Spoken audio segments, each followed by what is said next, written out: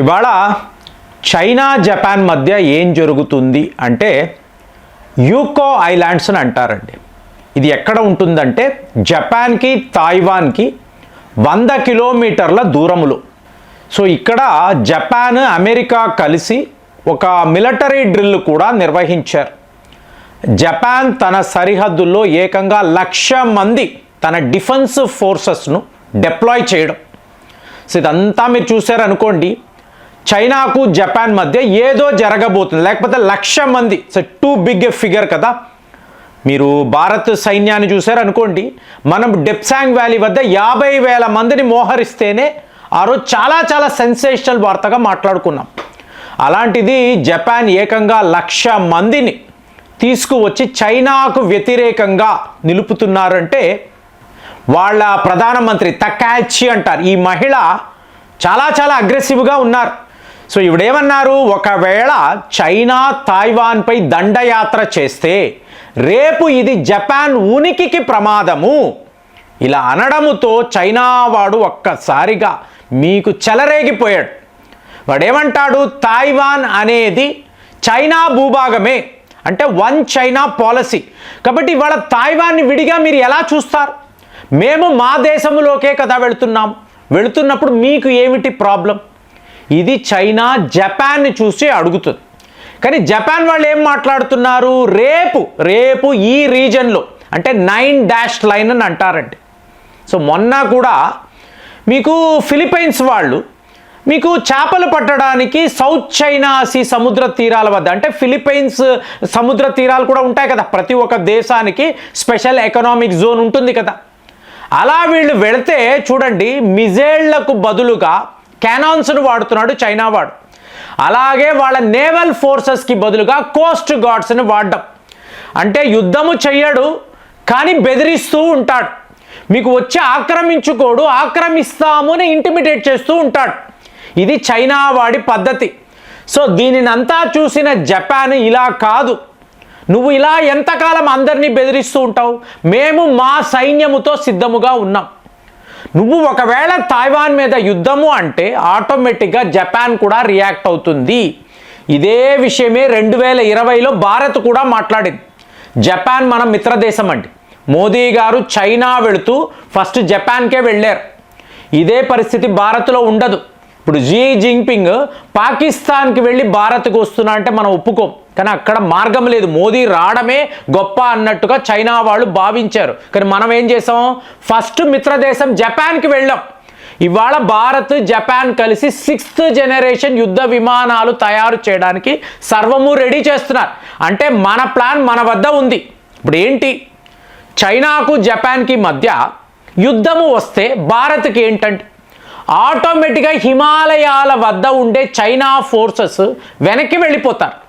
అంటే మీకు ఈ రీజన్ వేరండి, మీకు జపాన్ వైపు వేరు. అయినా కూడా యుద్ధము అన్నప్పుడు చైనా వాడు తన సర్వశక్తుల జపాన్ని ఓడించాలని ప్రయత్నాలు చేస్తాడు. మీరు మామూలుగా మ్యాప్ చూసారనుకోండి, చైనా అన్నప్పుడు పెద్ద దేశం, జపాన్ చాలా చిన్న దేశంలా కనిపిస్తుంది. కానీ ఇది చాలా చాలా పవర్ఫుల్ కంట్రీ అండి. ఎందుకు అంటే 2వ ప్రపంచ యుద్ధానికి ముందు చైనాను జపానే పరిపాలించేది. అంటే చైనా అనబడే దేశము జపాన్ కంట్రోల్లో ఉండేది. నమ్ముతారా? ఇది జరిగింది. కాబట్టి ఇప్పుడు తకాచి ఆవిడ ఏమంటున్నారు, మనము చాలా చాలా శక్తివంతమైన వాళ్ళం, మన మీద అమెరికా వాళ్ళు ఇలా న్యూక్లియర్ బాంబ్స్ వాడడంతో మనం ఇవాళ బలహీనపడ్డాం. ఇప్పుడు చైనాతో అలా కాదు, మనము ముందు ఎంత శక్తివంతమైన దేశమో వీళ్లకు మళ్ళీ చూపించాలి. చెప్తున్నాను కదా, ఈ మహిళ చాలా చాలా అగ్రెసివ్గా ఉన్నారు. కాబట్టి ఇవిడేం తగ్గడం లేదు. వెళ్ళండి, 1,00,000 మంది వెళ్ళండి, అక్కడ చైనా సరిహద్దుల వద్ద డిప్లాయ్ అవ్వండి, చూసుకుందాం. ఇక్కడ ఫ్రెండ్స్ ఇది ఎలా ఉందంటే, చైనా వాడు ప్రపంచములో ఒక సూపర్ పవర్, అవునా? వాడి రాకెట్ ఫోర్స్ చాలా ఫేమస్. నిన్న కూడా మాట్లాడాము PL-15 గురించి. ఏమైంది, ఒక రాష్ట్రం అండి, ఇక్కడ కొంతమంది రైతులు వీళ్ళు వాళ్ళ పొలాల్లో ఏదో పనులు చేసుకుంటూ ఉన్నారు. సో వాళ్ళు దున్నుతున్నప్పుడు ఒక కేబుల్ అంటే మీకు ఒక తాడు లాంటిది ఏదో ఒక వస్తువు కనిపించింది, వీళ్ళు ఇలా కొట్టారు, అది తెగిపోయింది. ఈ కేబుల్ తెగిపోవడంతో దాని తరువాత ఒక రోజు 1 డే తరువాత కొంతమంది అధికారులు అక్కడికి వచ్చారు. వచ్చి ఏం జరుగుతుంది అని పరిశీలించారు. అప్పుడు రైతులు చెప్పారు, అయ్యా మేము మా పొలాల్లో పనులు చేసుకుంటూ ఉన్నాము, మేము ఇలా కొట్టేటప్పటికి ఈ కేబుల్ అనేది తెగిపోయింది. ఇది ఏమిటండి? మీరు చూసారు అనుకోండి, చైనా వాడు ఇంత గొప్పగా మాట్లాడుతున్నాడు కదా, నేషనల్ డిఫెన్స్ కేబుల్ అండి.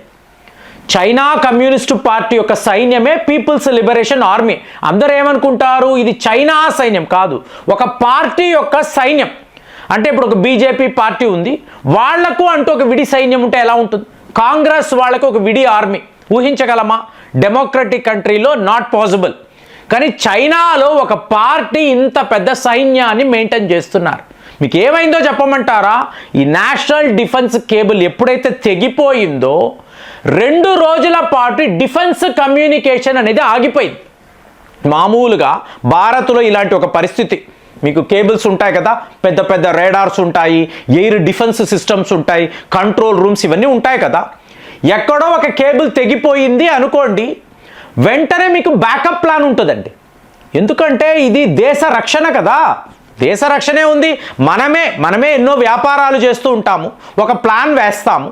ఈ ప్లాన్ ఫెయిల్ అయ్యిందంటే ప్లాన్ బి ఉంటుంది, ప్లాన్ ఏ ప్లాన్ బి అని ఉంటుంది, ఎవరికైనా ఉంటుంది.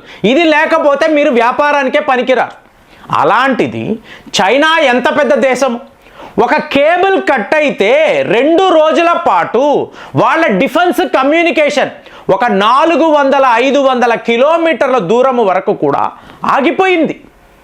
సో ఇప్పుడు వీడి యొక్క రాకెట్ ఫోర్స్ ఏంటి, వీడి మిజైల్ ఫోర్స్ ఏమిటి? సో నథింగ్ అండి.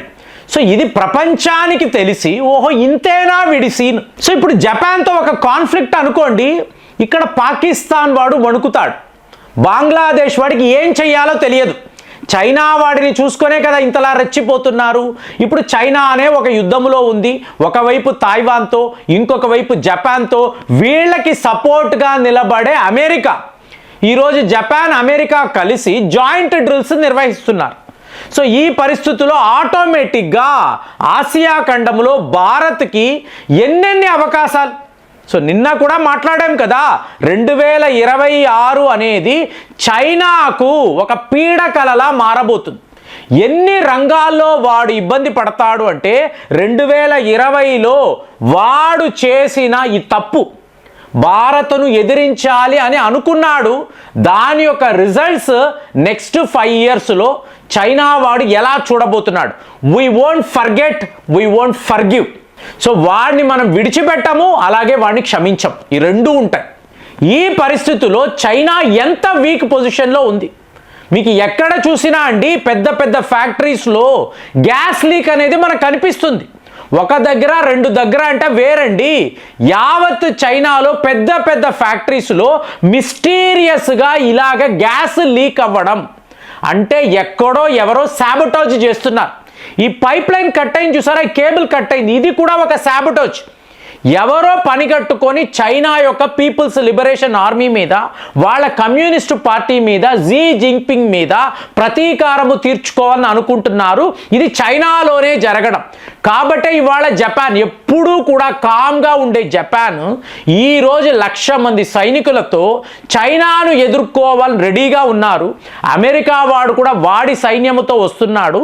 ఇక్కడ తైవాన్ వాళ్ళు కూడా రెడీగా ఉన్నారంటే 2026లో ఈ కాన్ఫ్లిక్ట్ అంతా కూడా, అంటే రష్యా యుక్రెయిన్ యుద్ధము 2026లో అయిపోతుందండి. అయిన తరువాత ఈ కాన్ఫ్లిక్ట్ అంతా కూడా సౌత్ చైనా సీ వద్దే 9 లైన్ వద్దే జరగబోతుందని చెప్పి ఈరోజు యావత్ ప్రపంచం మాట్లాడుతుంది. మరి జపాన్ వాళ్ళు ఇంత అగ్రెసివ్గా చైనాను ఎదిరించడానికి రెడీగా ఉన్నారు అంటే చైనా యుద్ధము చేయడానికి సిద్ధముగా ఉన్నారా?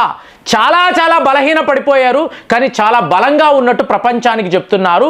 చైనా వాడి నాటకము ఇలాగ ఒక్కొక్కరిని రెచ్చగొట్టడము, వాళ్ళు తిరగబడితే ఏం చెయ్యాలో తెలియని పరిస్థితి, ఇది చైనా పొజిషన్. మరి వీళ్ళు ఏమవుతారు? రేపు జపాన్ వీళ్ళ మీద దాడులు చేస్తే చైనా పరిస్థితి ఏమిటి? మీకేమనిపిస్తుంది? కామెంట్స్లో రాయండి. మళ్ళీ వచ్చే వీడియోలో కలుద్దాం. జై హింద్.